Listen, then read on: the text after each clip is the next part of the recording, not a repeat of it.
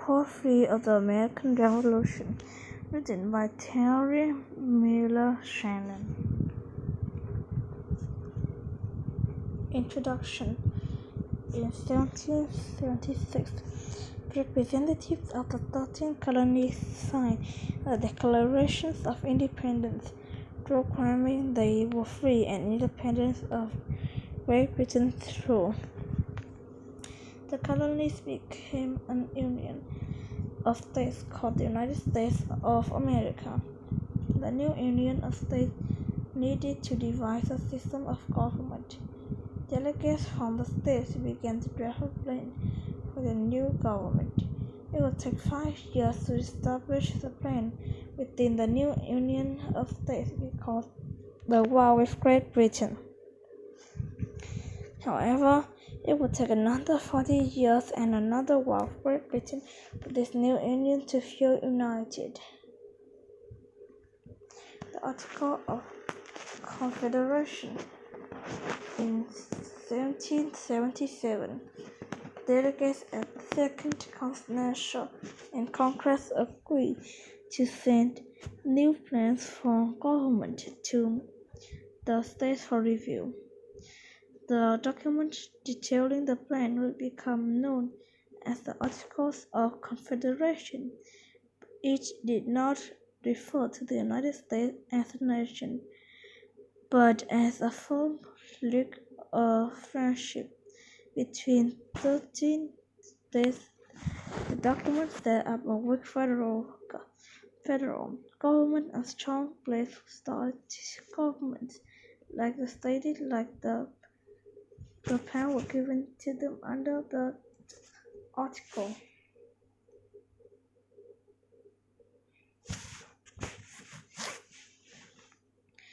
The Articles of the Confederation gave the federal government of the United States no power and no freedom to act. The United States had debts from the war, but Congress, the one branch of federal government created by the article, could not tell the people to raise money to pay off the debts. The lack of power to task of Confederation.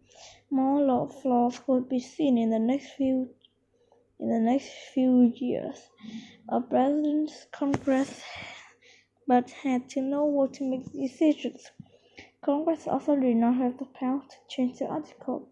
If the Union of States decided something but the plan was not working, 9 of 13 states had agreed to changes in the article. The Treaty of Paris. It took almost 5 years for all children states to come to an agreement and approve the Articles of Confederation. In 1781, the major fighting of the Revolutionary War ended with U.S. General George Washington win over British General Charles Cornwallis at Yorktown, Virginia. The war itself wasn't over for 2 more years.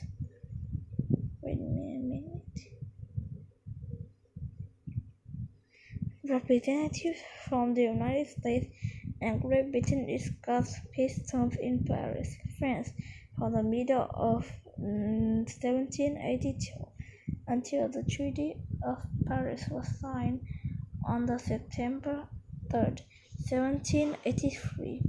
Only then the war was officially over. The peace treaty established 2 important ideas. 1. It recognized the new United States as an independent country. 2. It said the borders of the new United States include all the land from the Atlantic Ocean west to the Mississippi River, with the exception of New Orleans and Florida, which Spain controlled.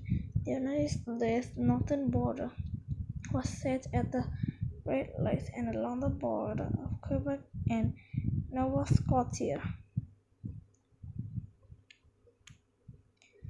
Money problem.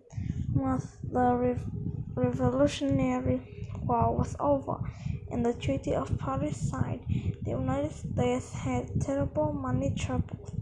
The government had no money and no power to tax, so many of the soldiers faced the new nation war debt. The nation owed more than $76 million to foreign countries. Individual Americans and state bank leaders did not know how they could raise money to pay off the debts.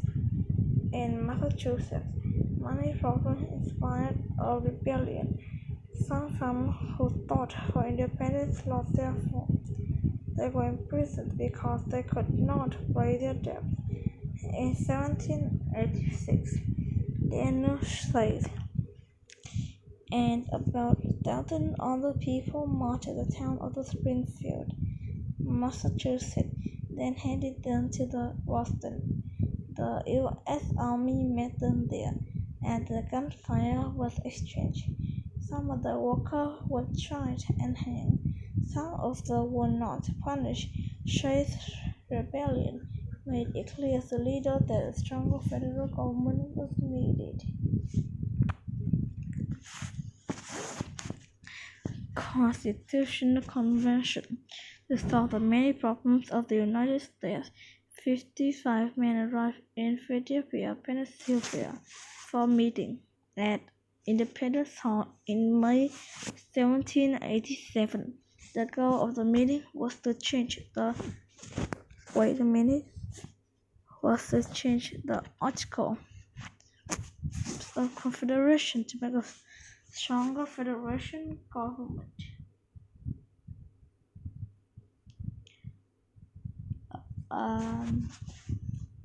The men drafted a constitution that would establish a president to lead the Union, give Congress the power to tax, and create new ways to change the governing document.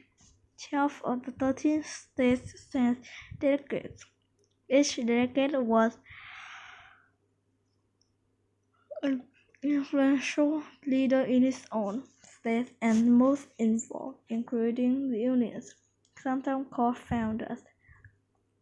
All the delegates were wealthy, educated white men, a reflection of the fact that only white men with property were allowed to vote in most states at the time. They elected George Washington to oversee the meeting, which became known as the Constitutional Convention. The convention lasted for several weeks.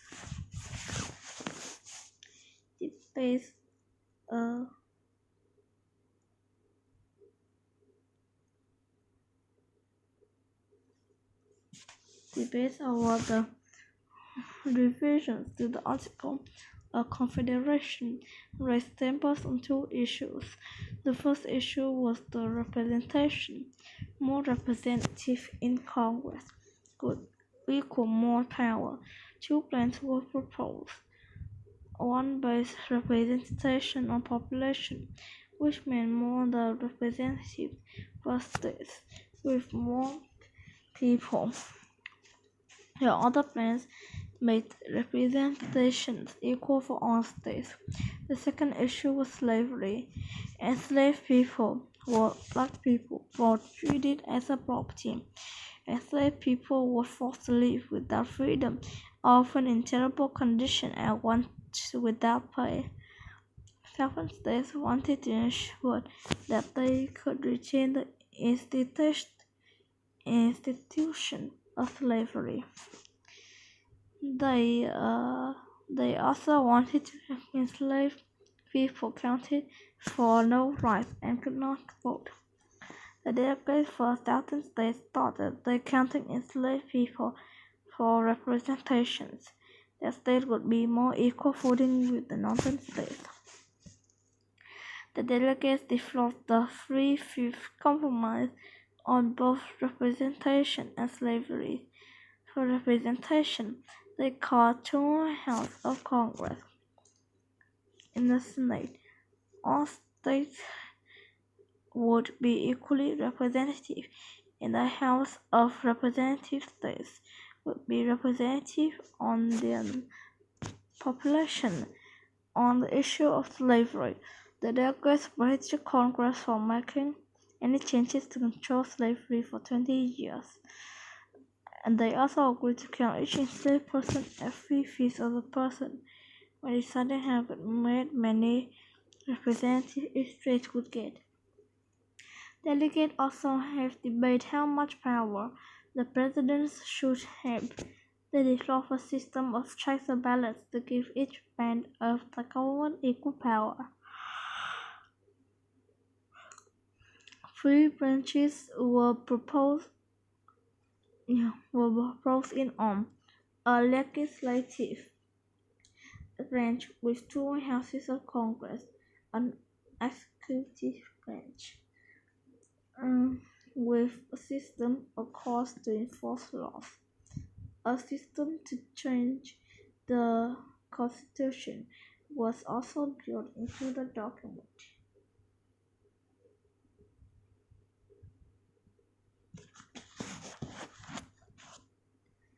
On September 17, 1817,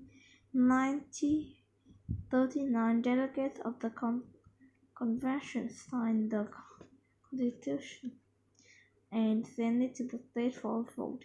People everywhere discussed when the Constitution made a good plan for the government. A group called Federalists worked up to get the states to ratify the Constitution.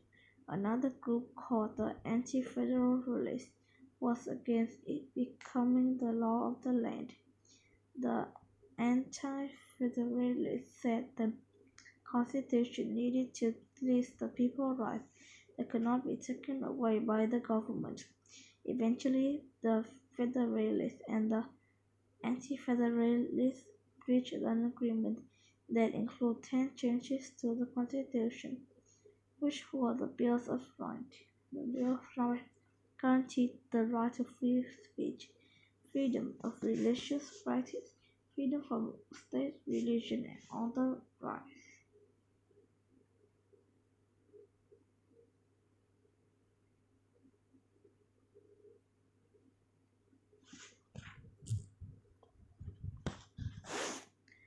Under the new Constitution, George Washington was elected President of the United States of America. He took office on April 13, 1789. He served 4-year terms.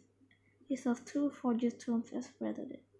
Washington named Alexander Hamilton as Secretary of the Treasury. Hamilton's plan to face with nation money probably include taxes on import, the first national banks. Hamilton's plan seemed to restore faith in the government and stimulated growth on the economy. John Adams was elected the second President of the United States in 1796. Third was Thomas Jefferson in 1801.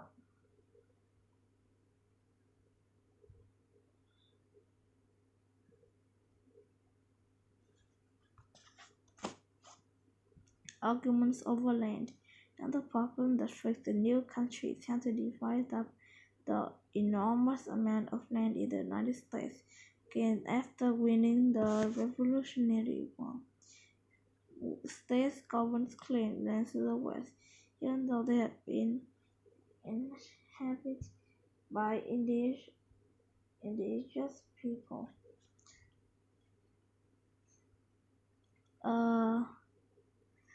Since before recorded history, some areas were claimed by several states at one time.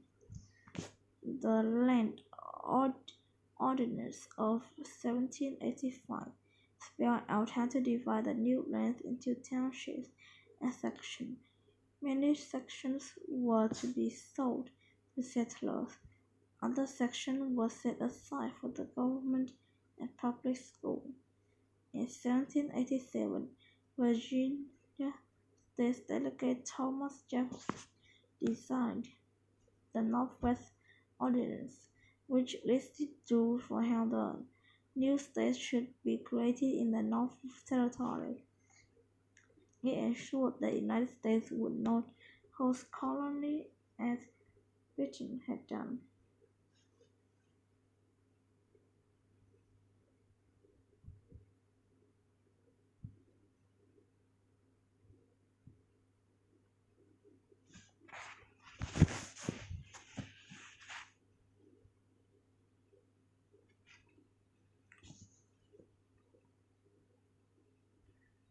The land ordinance on the northwest border set the stage for a huge westward movement of settlers in the early 1800s.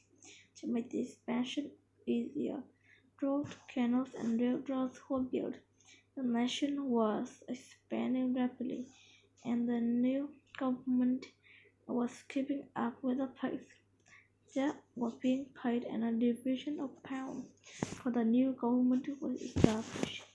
The Louisiana Purchase, with of this property, prosperity, and expansion. Leaders of the United States started making plans. The France held the land from the Mississippi River to the Rocky Mountains and the port of New Orleans.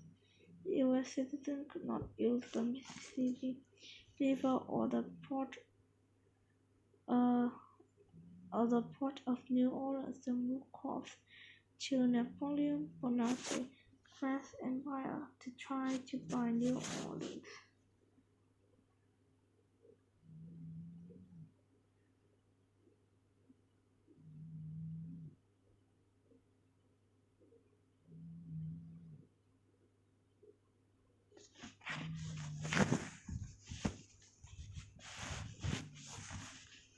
Bonaparte had some military setback in Europe, and he needed the troops and money to order to fund his war. But he offered to sell not only New Orleans but also the entire Louisiana territory for $15 million. In October 1803, the French amplified and doubled the size of the nation. The purchase also added 200,000 people to the United States. Many of the indigenous nations living in the area did not agree to leave off the land through any power. In fact, they were not even asked.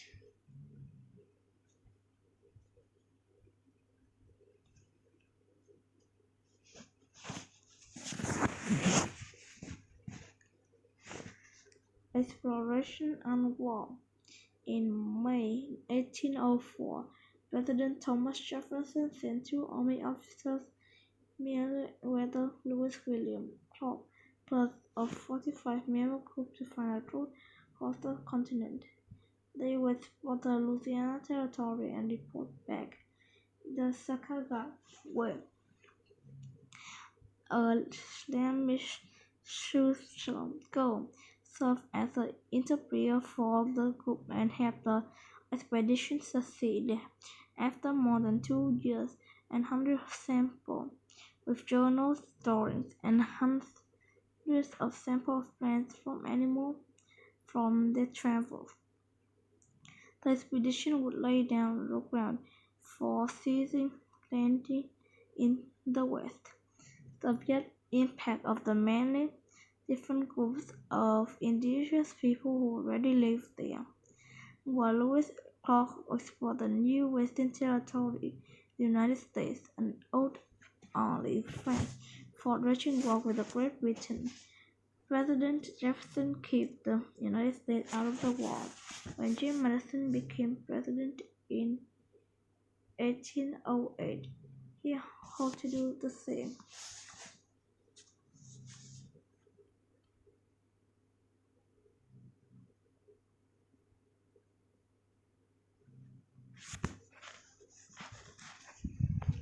The United States would not be able to stay out of the war. British and French ships began seizing and searching U.S. ships in order to keep supplies from reaching their enemies. Britain also seizing the sailors on the captured ship, forced them to serve British sailors. This made U.S. citizens subject to Britain tyranny once again. In 1812, President Madison told Great Britain to stop searching and seizing U.S. ships or there would be war. After the fight with the response, Madison declared war on June 1812. In the War of 1812, the United States did not have the ships to fund Great Britain's navy.